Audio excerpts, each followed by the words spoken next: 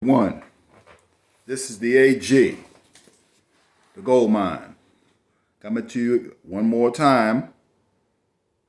And I want to say thanks to all my subscribers. Thanks to all my people who made comments.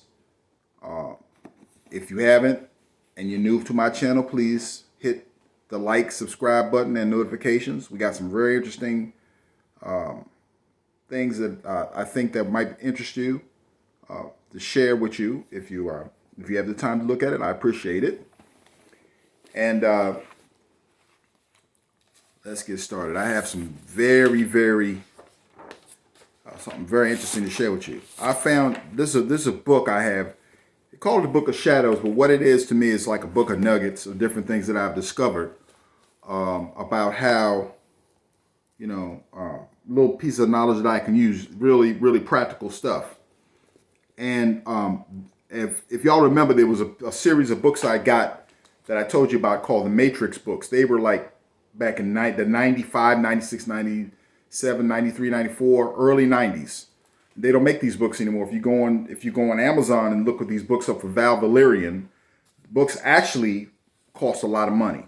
I have almost all of them except for maybe one. But I saw something very interesting in one of these books, and I want to share it with you. It deals with a huge gold nugget about manifestation. This is the core of manifestation. It's very important. Neville Goddard talks about it. I believe the Master Key System talks about it. All I'm talking about, they got it from this. This is ancient right here. This is from the ancient writings. Okay, what does it say? Okay, so it's Hermetic. Hermetic deals with Hermes, which is like dealing with knowledge, dealing with esoteric knowledge, hidden knowledge, whatever.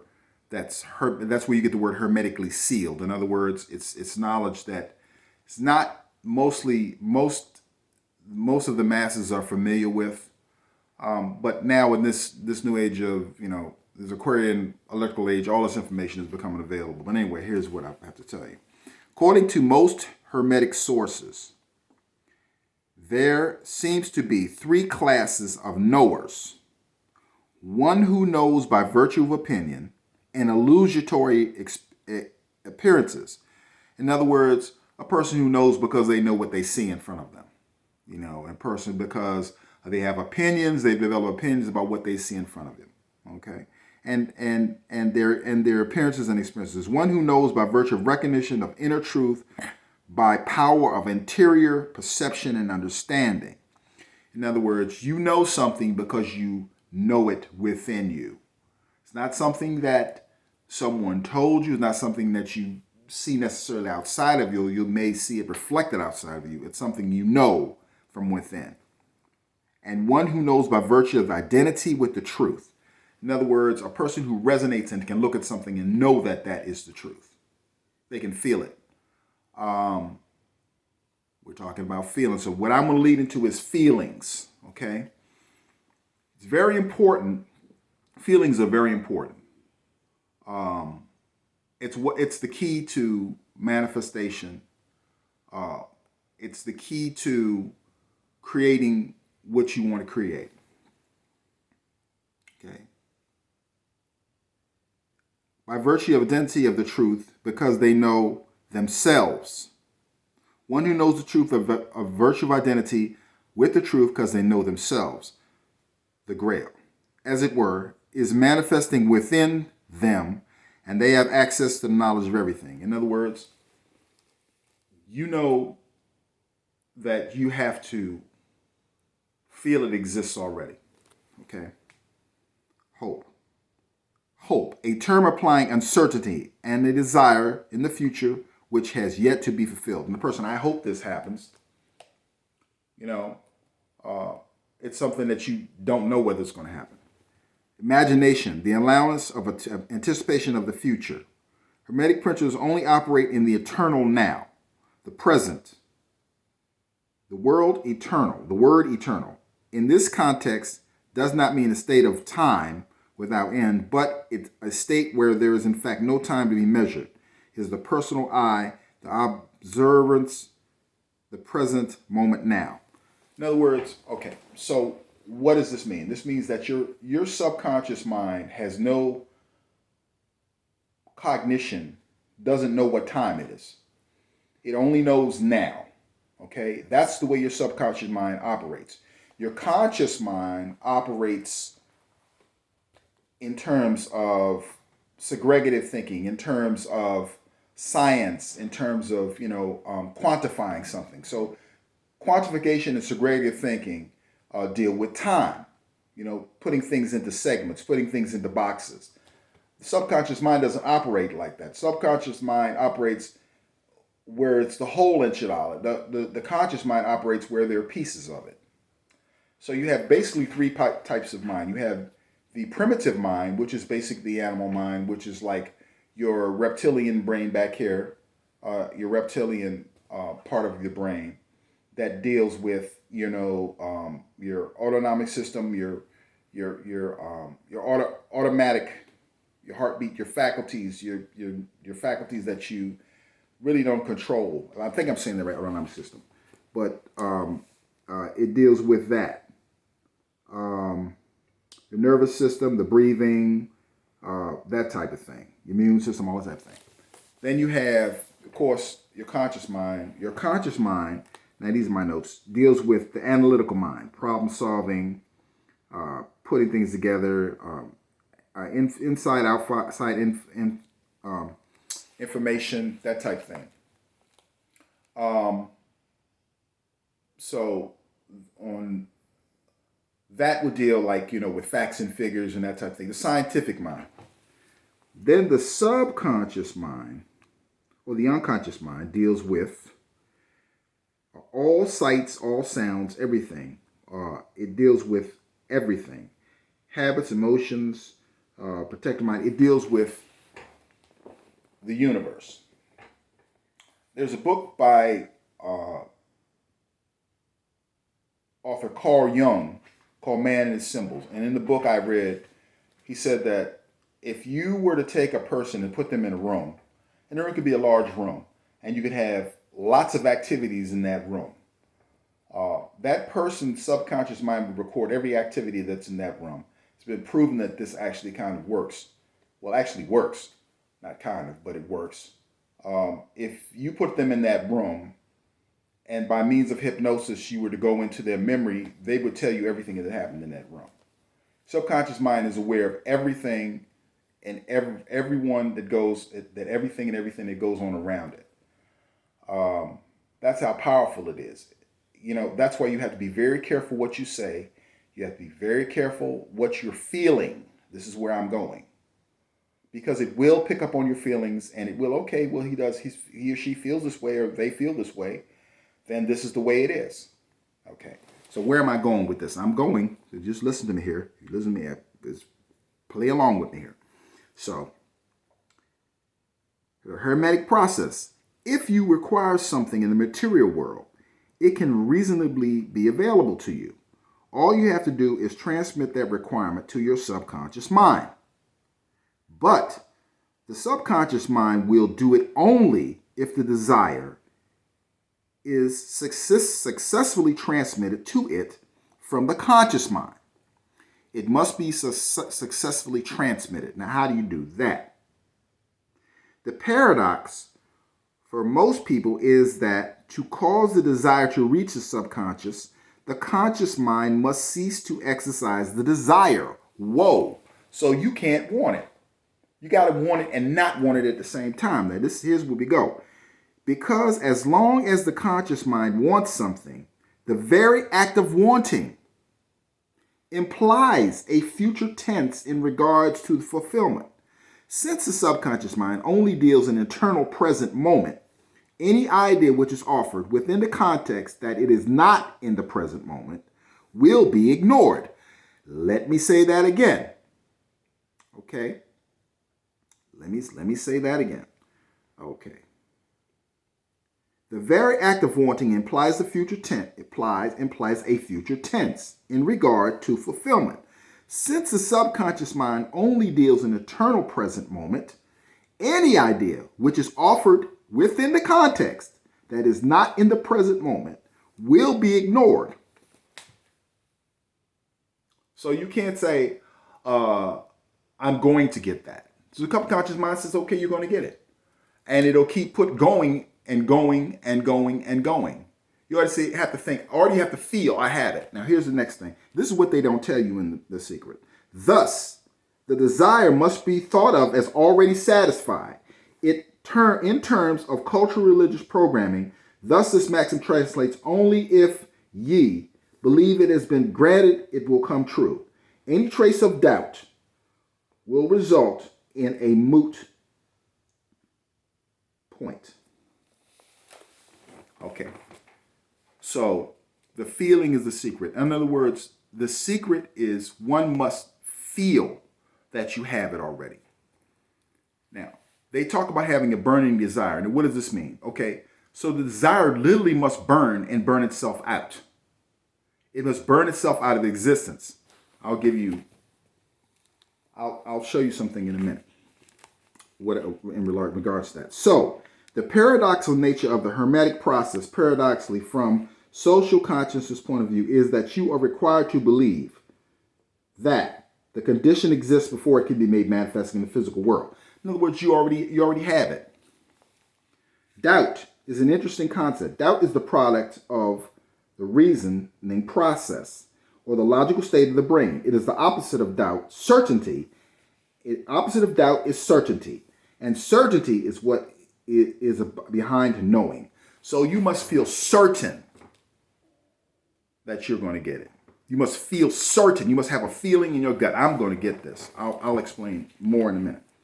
If you wish a desired state or hope that it will come to pass, you will automatically be thinking in terms of future tense. As long as you want something, the want in your mind remains unfulfilled. Aspirations are centered in the future and cannot be transmitted to the eternal now of the subconscious. Desire nothing, and there is nothing that you will not realize. The collective subconscious is a force that activation and response to knowingness and certainty. Initiates are advised to work on developing the feeling of knowing. Okay, so what does this mean? When Nobel Goddard says when the feeling is the secret, you must feel as though you must know and have the feeling of knowing that you have it. Now, when you plant the seed in the ground, you don't go check it every 15 minutes. You leave it and let it go. You have the burning desire, which is probably, okay, let me explain. So alchemy is a process where you have basically, in Chinese or Asian alchemy, you have 5 elements. In Western alchemy, or we call Western alchemy or traditional alchemy, you have 4. You have air, you have fire, you have water, and you have earth.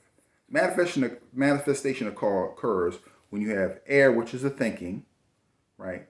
Which feeds the passion. Your thinking feeds the passion, which is the fire,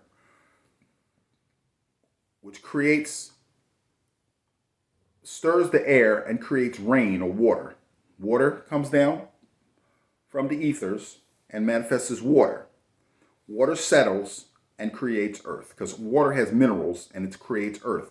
Earth represents the physical materiality. Water represents the nurturing, okay, and knowing and settling and nurturing and emotion.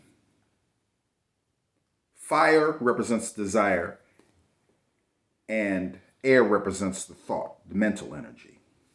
Okay, that's the process of manifestation.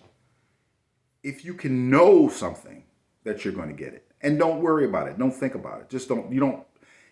You'll get it. What you do is you plant the seed in the ground. You water it. You know that plant is going to grow. You know it's going to grow. Because why? Because that's nature. That's the way nature moves. You know that something's going to manifest because you know that if you continuously think about something and you put yourself in the feeling of it and you know you have it already, you don't worry about it, right? You know what's going to come, right?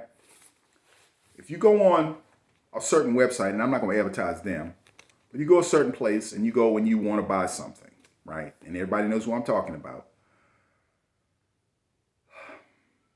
And you put your card in there and you wait. And you know what's going to come, like 99.999% of the time, and you forget about it. And it shows up and there it is. It's the same kind of deal. You have to almost be that certain that you will get what you want. This is a very, very important point in manifestation. That's what I mean by feeling. There's no anxiety. There's no, oh my God, when is this coming? There's none of that. You just put your energy in and create what you want, and it shows up. I'm going to show you something. I don't know how, I'm trying to figure out how I could do this. Okay. So, when I put this book together, I put this inside of the book. That's a purple PRS guitar. It's like Ferrari Corvette of guitars. Okay. I only played a purple PRS one time. Purple is a rare color for this instrument. And I only played it one time and I said, I must have this instrument. When I saw a picture of it, I put it in the book because I couldn't even find a purple picture of this book. When I saw it, I grabbed it, immediately cut it out and put it in this book. I forgot all about it. This picture's been sitting in there for a minute. I walked into the music store and there it is. Now, the funny thing is, at the time, I didn't know I was going to get it. I didn't know what was going to happen, but things fell into place. Usually at that music store, people are very hardcore, and you have to do whatever it is. I laid it away, and the young lady worked with me. Because she worked with me, it took a few pulling little strings here and there. I ended up getting this guitar. And what it was, I really wanted this. I only wanted this guitar. I could have gotten another color. I wanted it in purple. I've never seen another purple one since the one I saw the first time and this one and then one in the book. I've never seen another purple one. They don't make purple ones that much. And that's what I wanted. But what it was, the desire remained there, and I knew I was going to get it somewhere along the line in this lifetime. I knew I was going to get that. And it just sat there, and boom, it just popped out. It's another example. I'm going to show you this one too.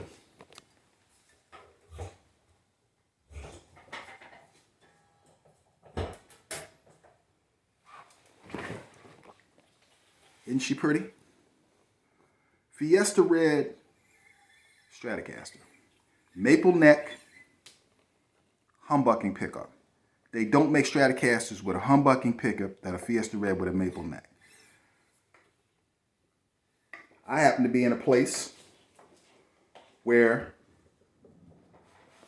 put this down here, where they had one, and it was 10 miles from where I was staying. Was it 20 miles from where I was staying? It was on the internet. They stopped making them 3 years earlier, and I couldn't find anyone on the internet. And I was just looking, poking around the internet, and I saw a music store that had one, and I asked would they willing to work with me. They did. And I drove over there, got the guitar. So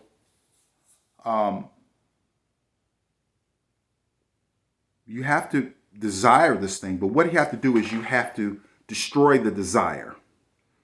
You have to create the desire, then literally destroy it or literally subdue it and forget about it. The desire must burn itself out.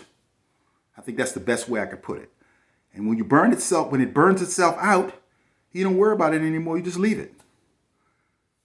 I think it's a really good point. We're going to go more into this in the future. This video is running long. I wonder if it's even recording here. I think it is. So I've got to go, but that's something to think about. I want, if you get a chance to, please like and subscribe for my videos. I thank all my subscribers and everybody for taking the time to look at this. As lately I've been having little issues with uploading videos. I hope this is going to be okay. But yeah, like I said, like and subscribe. I appreciate it. We're trying to build this channel, and I've got a lot of stuff I want to share with you. I think it's really kind of cool. Some of the stuff is kind of cool. And I hope everybody is having a great year so far. And just remember, don't slay your dragons, ride them.